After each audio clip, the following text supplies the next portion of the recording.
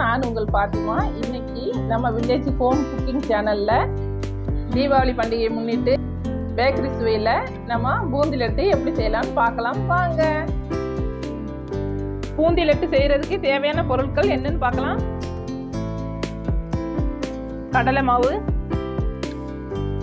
Sugar, முந்திரி பருப்பு, கிஸ்மிஸ் பழம், நெய், தேவையான அளவு ஃபுட் கலர். இப்போ 1 கப் கடலை மாவு எடுத்திருக்கேன். ஒரு பவுலில் தட்டிக்கலாம். அதை இந்த மாவு கூடவே கொஞ்சமாக பேக்கிங் சோடா ஆட் பண்ணியிருக்கேன், கொஞ்சமாக ஃபுட் கலர். நான் இப்போ எல்லோ ஃபுட் கலர் தான் ஆட் பண்ணியிருக்கேன்.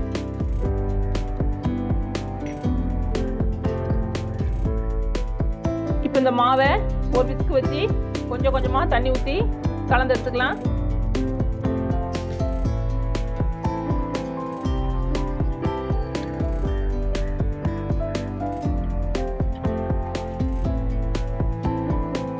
கொஞ்சம் கொஞ்சமாக தண்ணி ஊற்றிக்கணும்.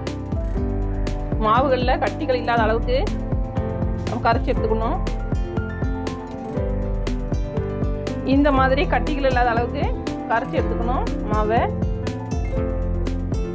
இந்த மாதிரி இருக்கணும். சீனிப்பாகு ரெடி பண்ணுறதுக்கு எந்த கப்பில் மாவு எடுத்தோமோ அதே கப்பில் 1 கப் சுகர் ஆட் பண்ணிக்கலாம். அதே கப்புக்கு 1/2 கப்பு தண்ணி ஆட் பண்ணிக்கலாம்.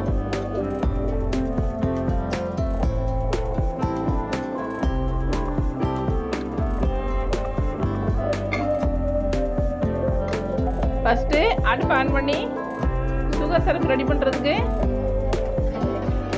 சுகரை காய்ச்சி எடுத்துக்கலாம். இப்போ தீயை வந்து ஹை ஃப்ளேமில் வைக்கக்கூடாது, கொஞ்சம் கம்மியாக வச்சுக்கணும். இது சூடு வர அளவுக்கு கொஞ்சம் கிண்டி விட்டுக்கிட்டே இருக்கணும். சுகர் நல்லா கரைஞ்சிடுச்சு. இப்போ தீயை கூட்டி வச்சுக்கலாம்.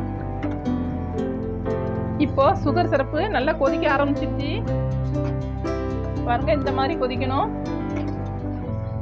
இப்போ இது வந்து ஒரு கம்பி பதம் அளவுக்கு வெந்து வரணும். இப்போ இந்த சுகர் சிரப்பு கம்பி பதத்துக்கு வந்துட்டான்னு பார்த்துக்கலாம். பூந்தி பொரிச்சு எடுக்கிறதுக்கு ஒரு கடாயில் ஆயில் ஆட் பண்ணிக்கலாம்.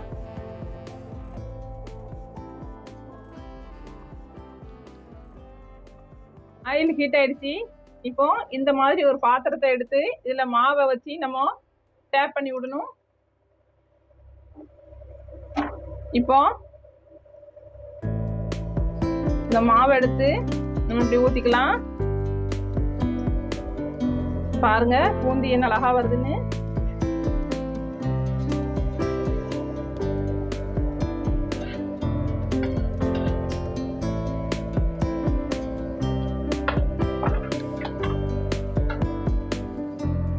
இது வந்து ரொம்ப நேரமா எண்ணெயில கிடக்கக்கூடாது. உடனே நம்ம ஒரு 10 செகண்டுக்குள்ள இதை எடுத்துடணும். இப்போ இதெல்லாம் பொரிஞ்சிடுச்சு. இதை அப்படியே எடுத்து நம்ம சுகர் சிரப்புல காய்ச்சி வச்சிருக்க சுகர் சிரப்புல ஆட் பண்ணிக்கலாம்.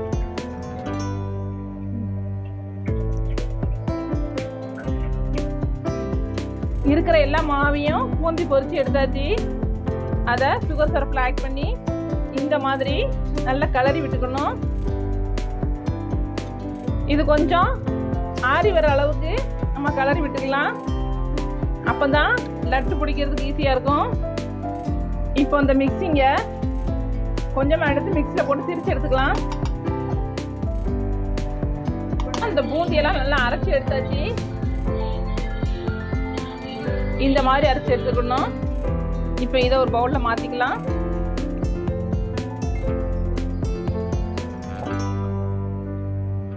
பாருங்க எவ்வளோ அழகா வந்திருக்கு. சுகர்லாம் நல்லா கொடுத்துருக்கு. இப்போ இதை நல்லா மிக்ஸ் பண்ணி விட்டுக்கணும். கொஞ்சம் ஆறட்டும். கை பொறுக்கிற அளவுக்கு சூடு பதம் இருக்கையில் நம்ம இதை லட்டு பிடிச்சிக்கலாம். இது கூடவே கொஞ்சமாக ஏலக்காய் தூள் ஆட் பண்ணிக்கலாம். இப்போ இந்த பூந்தி லட்டுவை நல்லா மிக்ஸ் பண்ணி எடுத்துக்கலாம்.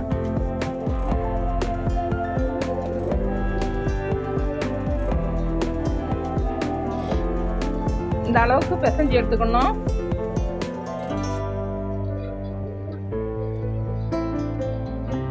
இது கூடவே முந்திரி பருப்பு, கிஸ்மிஸ் பழம் நெய்யில் வறுத்து ஆட் பண்ணிக்கலாம். இப்போ முந்திரி பருப்பு வறுத்து எடுக்கிறதுக்கு நெய் ஆட் பண்ணிக்கலாம்.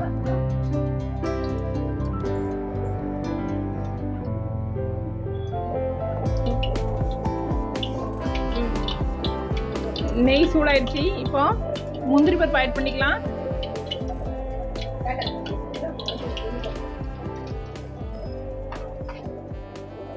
இது கூடவே கிஸ்மிஸ் பழம் ஆட் பண்ணிக்கலாம்.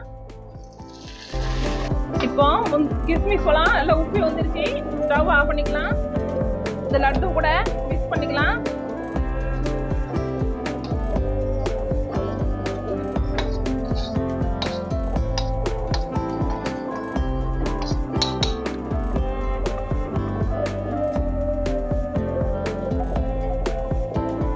இப்போ இது எல்லாத்தையுமே மிக்ஸ் பண்ணி விட்டுக்கலாம்.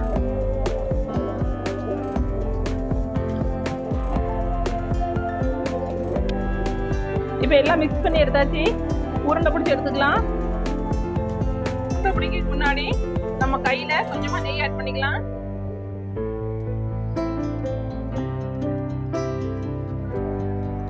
அப்பதான் கையில ஒட்டாம வரும்.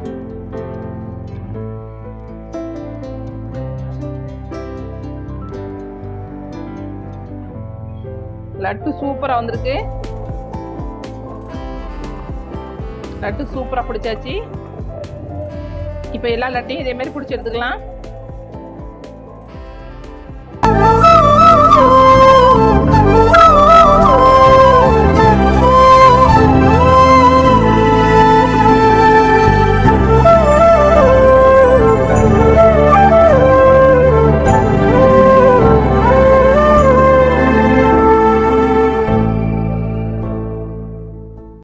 இந்த வீடியோ உங்களுக்கு பிடிச்சிருந்தா லைக் பண்ணுங்க, ஷேர் பண்ணுங்க. மறக்காம நம்ம வில்லேஜ் ஹோம் குக்கிங் சேனலுக்கு சப்ஸ்கிரைப் பண்ணுங்க. கூட இருக்க பெல் பட்டனை கிளிக் பண்ணுங்க. தேங்க்ஸ் ஃபார் வாட்சிங்.